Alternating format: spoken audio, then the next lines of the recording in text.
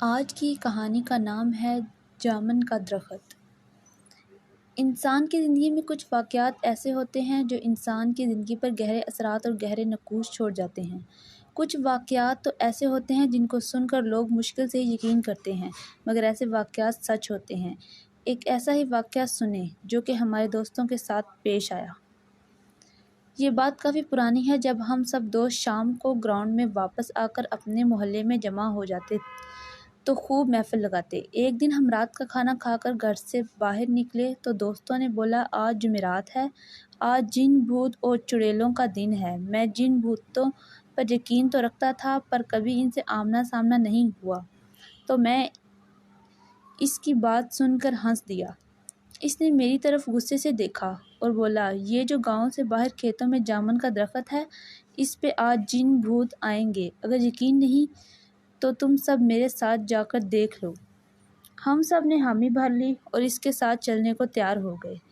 میں اس دوست کا نام بتاتا چلوں، یہاں اس کا نام ندیم تھا اور وہ اکثر رات کو اکیلا کھیتوں میں گھومتا رہتا تھا، اس لیے اس پہ کچھ دوستوں نے یقین بھی کر لیا تھا، پر ہم نے یقین نہیں کیا۔ ہم 5 دوست تھے جن کے نام تھے عابد، ناصر، ساجد، مدثر اور ندیم۔ جیسے ہی عشاء کی اذان ہوئی ہم نکل پڑے اس کے ساتھ کھیتوں میں جن بھوت دیکھنے۔ رات کافی گہری ہوئی چلی جا رہی تھی تو ڈر بھی لگ رہا تھا۔ ابھی ہمیں چلتے ہوئے 10 منٹ ہی گزرے تھے، ایک کھیت سے بکری کے چھوٹے بچے کے بولنے کی آواز آئی۔ عابد نے بولا، رکو، یہاں پاس سے کسی جانور کی آواز آ رہی ہے۔ سب رک گئے اور خاموشی سے آواز سننے کا انتظار کرنے لگے کہ کس طرف سے یہ آواز آ رہی ہے۔ ابھی تھوڑی ہی دیر گزری تھی کہ بکری کے بچے کی آواز دوبارہ سنائی دی۔ ندیم نے فوراً بولا، آواز اس طرف سے آ رہی ہے۔ جو 2-4 کھیت چھوڑ کر ہی برسن کا ایک کھیت تھا، آواز وہیں سے آ رہی تھی۔ سردیوں کے دن تھے اور ان دنوں میں برسن عام ہوتا ہے۔ سب دوست اس طرف جانے لگے تو ناصر بولا، چھوڑو یار، جو بھی ہے، ہمیں کیا لینا دینا اس سے، ہم جس کام کے لیے جا رہے ہیں اس طرف چلو۔ پر کوئی بھی نہیں مانا اور برسن کی کھیتوں کی طرف بڑھنے لگے۔ سب ہی وہاں جا کر دیکھا تو ایک چھوٹا سا بکری کا بچہ وہاں کھیت میں بیٹھا تھا۔ ہم سب سے کچھ بولا، ہم سب میں سے کوئی کچھ بولتا اس سے پہلے ہی ندیم نے کہا، لگتا ہے جو یہاں بکریاں چرانے آتے ہیں ان کا رہ گیا ہوگا، اس کو اٹھا لو، صبح پتہ لگا کر واپس کر دیں گے۔ سب نے اس کی بات سے اتفاق کیا اور ایسا ہی کیا۔ اس کو ہم نے اٹھا لیا اور اپنی منزل کی جانب بڑھنے لگے۔ رات کافی گہری ہوتی چلی جا رہی تھی اور ہمارے ڈر میں مزید اضافہ ہوتا جا رہا تھا، کیونکہ کھیتوں میں طرح طرح کے جانوروں کی آوازیں آ رہی تھیں۔ مدثر بولا، یار ہم کو واپس چلے جانا چاہیے، بہت خطرہ ہے۔ سب اس پر ہنسنے لگے اور اس کو ڈرپوک کہنے لگے۔ خیر وہ خاموشی سے ان کے ساتھ چلتا رہا۔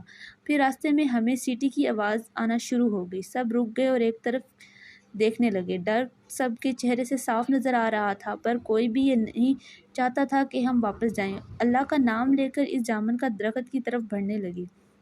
ابھی تھوڑی ہی دیر گزری تھی کہ ہمیں چلتے ہوئے تو سامنے ہی وہ درخت نظر آ گیا۔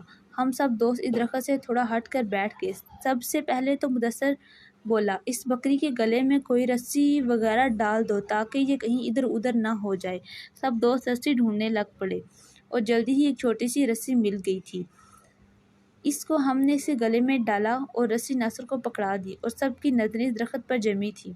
10-15 منٹ ہی گزرے تھے کہ اس جامن کے درخت کے اوپر سے ایک باریک سی لال رنگ کی لائٹ نظر آئی۔ وہ لائٹ اتنی باریک تھی اور اتنی تیز تھی یہاں بتانا مشکل ہے۔ وہ لائٹ کبھی درخت پر جاتی، کبھی درخت سے نیچے آتی۔ ہمارا خوف کے مارے برا حال ہوتا جا رہا تھا اور ساتھ ہی پرسرار آوازیں آنا شروع ہو گئی۔ ہم سب نے اونچی آواز میں درود پڑھنا شروع کر دیا۔ کچھ دوست تو وہاں سے بھاگنے کے لیے تیار تھے۔ ہم نے روک کے رکھا اور ان کو پھر سب نے ہی محسوس کیا کہ لائٹ اب ہماری طرف بڑھ رہی ہے۔ جب سب نے یہ منظر دیکھا تو وہاں سے بھاگنے میں ہی بہتری سمجھی اور اتنی سپیڈ سے سب وہاں سے الٹے پاؤں دوڑے اور ہمارے پیچھے اتنا خوفناک آوازیں بلند ہو رہی تھی، بس یہی محسوس ہو رہا تھا جیسے وہ بالکل ہمارے پاس ہی ہیں اور کسی بھی لمحے وہ ہم سب کو نقصان پہنچا سکتی ہیں۔ ہم نے ہمت نہ ہاری اور بھاگتے رہے، ورد کرتے رہے، واپس گاؤں آ کر سانس لیا۔ جب ہم سب گاؤں کی حدود میں پہنچے تو مدثر نے ناصر کی طرف دیکھا اور پوچھا، آپ کے پاس بکری کا بچہ تھا، وہ کہاں چھوڑا؟ اس نے ہاتھ کی طرف دیکھا تو اس کے ہاتھ میں صرف رسی تھی۔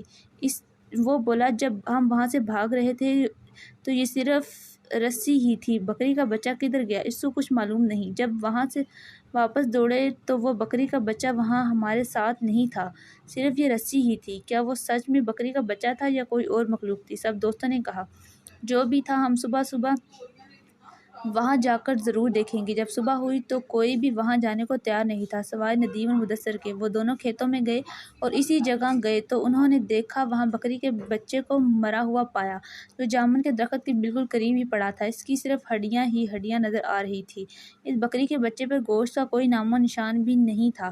وہ دونوں سمجھ چکے تھے کہ رات کو جو کچھ بھی ہوا وہ ان کا وہم نہیں تھا، اس درخت پر واقعی کچھ ایسا تھا جو ندیم نے بولا تھا۔ اس کے بعد وہ واپس آ گئے اور کبھی بھی رات کے ٹائم باہر گھومنے سے توبہ کر لی۔ ختم شد۔ اب بتاؤ مزہ آیا کہ نہیں؟ سچی سچی دسو۔